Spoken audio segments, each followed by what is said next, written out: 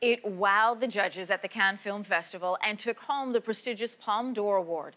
Now the Square is looking to add an Academy Award to its list of accolades. Tyrone sat down with the stars and the director of the Swedish film, which is nominated for Best Foreign Language Film. What are the biggest challenges? The Square is a satirical look at the art world. The film follows a museum curator working on his latest exhibit and how his world is turned upside down when a publicity stunt goes wrong.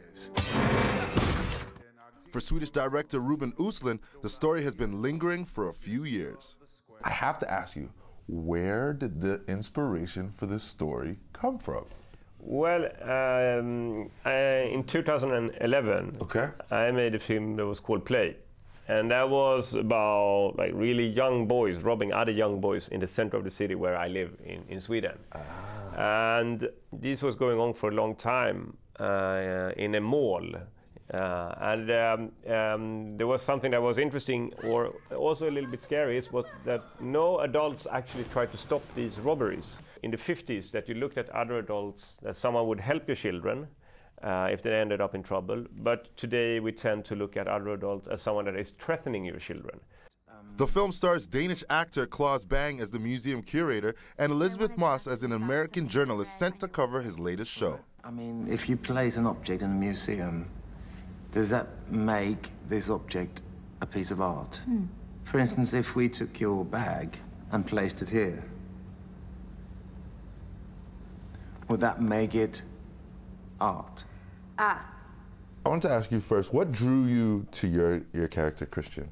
I did an enormously long casting session with Ruben for this, and it was just, I mean, everything drew me to this. The way he works, the script, she drew me to it as well, because I thought it was, I mean, amazing to get the chance to work with Elisabeth.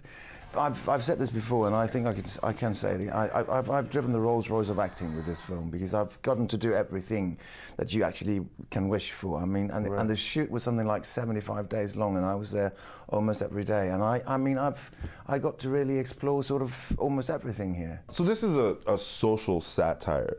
What did you like about the project? The script was sort of not even fully formed when I signed on, I think. So I had very sort of like little bits of information, what the basic plot was and who I was going to play, but wasn't quite sure what the scenes were going to be. So I just really wanted to work with Ruben because I was a very big fan of his. So I went and met him in London and auditioned for about an hour, just me and him. And we just improv'd for an hour, a few situations that are pretty much in the movie. And I think I got the part just because my whole objective in the movie is to basically go after him and put him in awkward positions and uncomfortable positions so that he has to react to them, because that's what Ruben thinks is really interesting. And putting people in these terrible sort of uncomfortable situations and them having to react honestly. And there is one scene in the movie that stands out.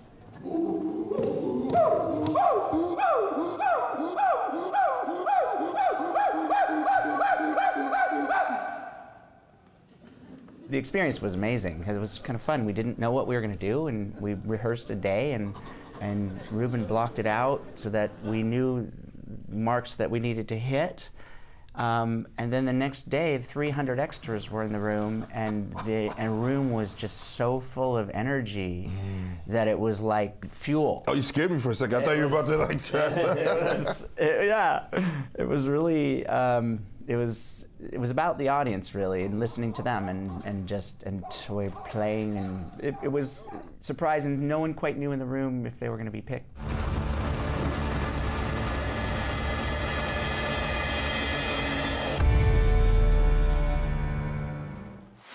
And a reminder, you can catch the Academy Awards Sunday on CTV at 8 o'clock Eastern, 5 o'clock Pacific.